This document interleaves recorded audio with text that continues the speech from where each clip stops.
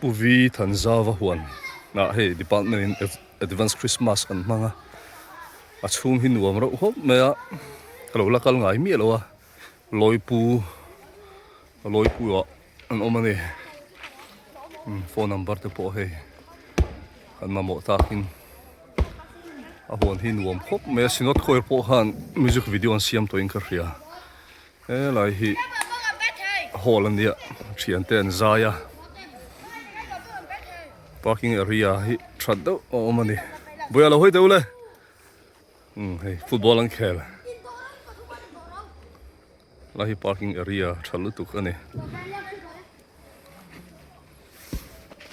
la hin holo ma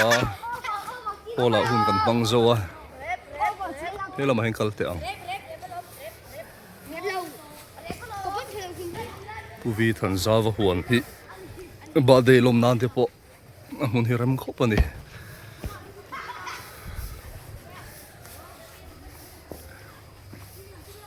soita han Lawipu a oma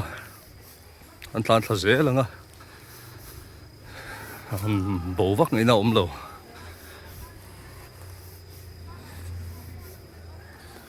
pima monte an la zai mi lai hi pima monte kan accountant ani hola ma khan an la zaya a zai lawa tui vak lo su ti hian an vak ko ani lai hin nuam khop me hi view hin nuam tak ani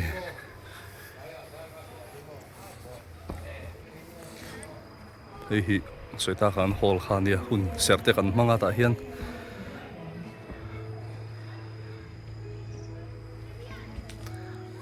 hi guest house nei tha hop mai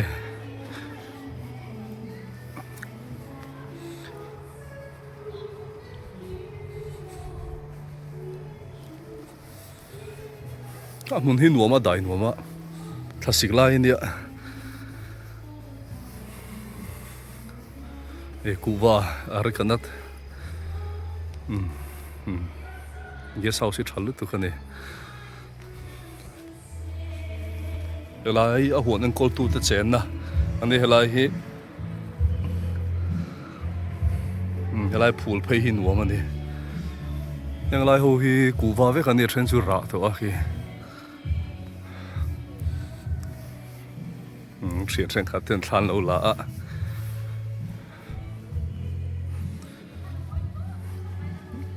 na nuam kho chung kuwa in til him nan po helai chu amun hian zir boka an nai boka tlo chi ta khani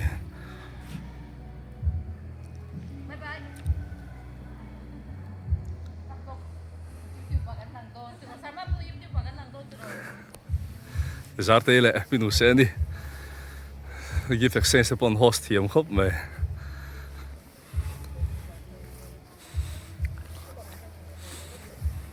in lam no lo me lam to ni he piseni hi khala ka duwa kan ti ka sen hi yang zel hi poi mo tro pinu sen thing kung bula khan ding la thing kung bula nge nal dong khop me pinu sen ni po marvik zel lo helai vel hi nuam lai tak chu nia an huan a hian swimming pool te om tel thei phei se lo tra lan nuam le zual ma ting ka ringa amun hian mun mala nei tho se futsal khel na te om tel sela an tuna poina nuam viau to na chungin an nuam zol viau ang thingkung hi ti hian la zuwa veka adai nuam em ani Puvi Thanzauva te huan Lawipu a hla lo ani nai te ani lai hian mei chem na le han ha chol na thut na ten siama so lai ni solam so re ek tlang khan ni to ni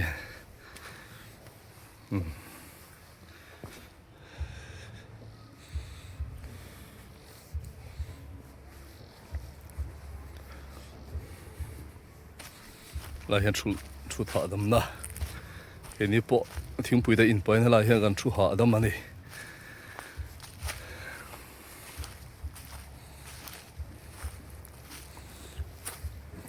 lai thlang huan a khala he thingkung hin la zuah tha khop mai a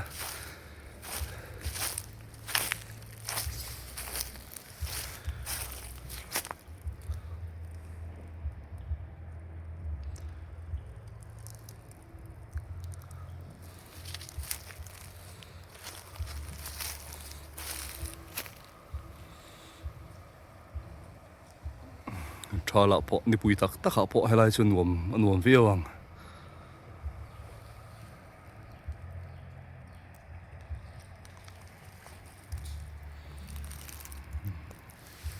soi ta kan chung khuanga choi khom nan te mo ba de lom nan te mo chung khuwa han ti thlim nan te polang te poning chu thia za ho te pon na rem chang viaw ni helai hi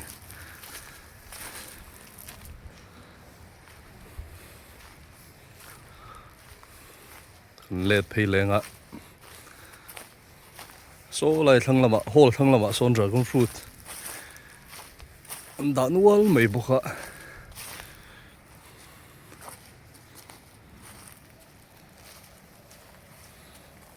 lai mun hi a dai nuam boka nuam oman nuam khop ani chuna phei chuan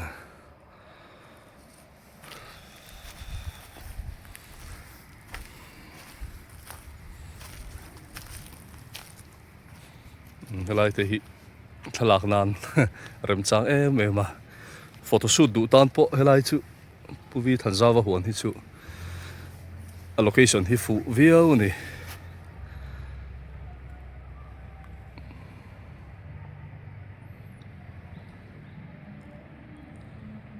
a thlang lampang mi ho hi kuwa ani thena ra to a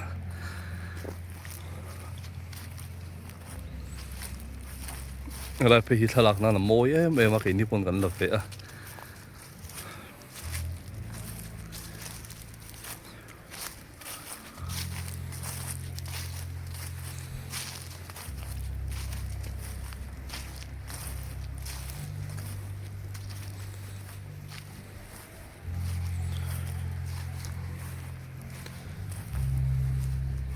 kuwa po sang to lom khop me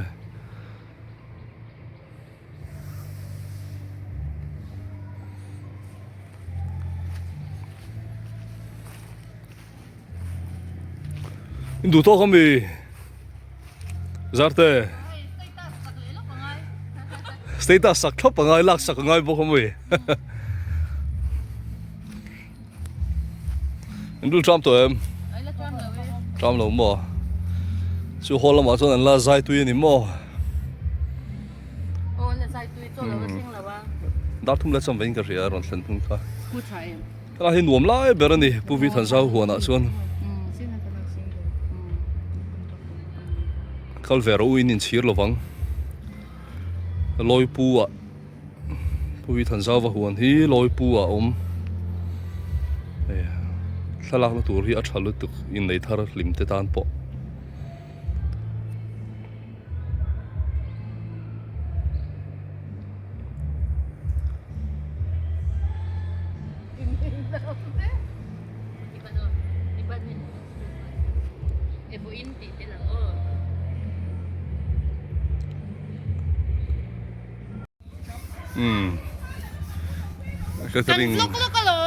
Catherine laman lo thenga kan lo kal don group photo han nei nga se ta khan helai hi hall auditorium khani a thang lama kon dragon fruit tam to men da ya video te kan lo ve sham sham ma tro thala khapoi mo tlat hei hall an nei tha kho mai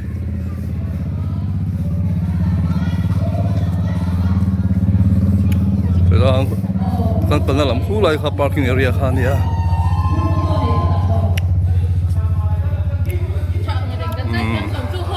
hey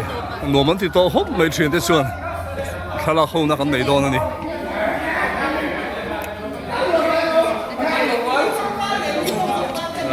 no man ti lu to he sarin te po in lap ko em se ma mi po in lap ko em lam de sap ko mel Return girls, return angels. Sorry, tera, Mr. Rabi, Randy.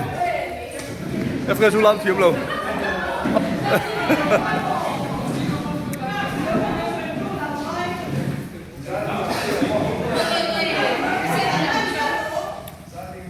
Hey,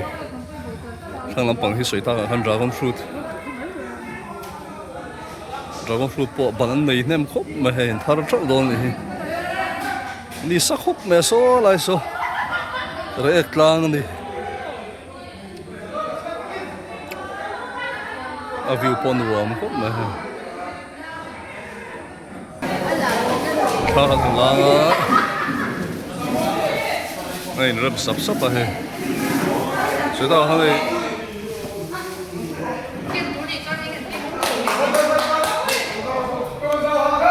Thằng là lúc rồi.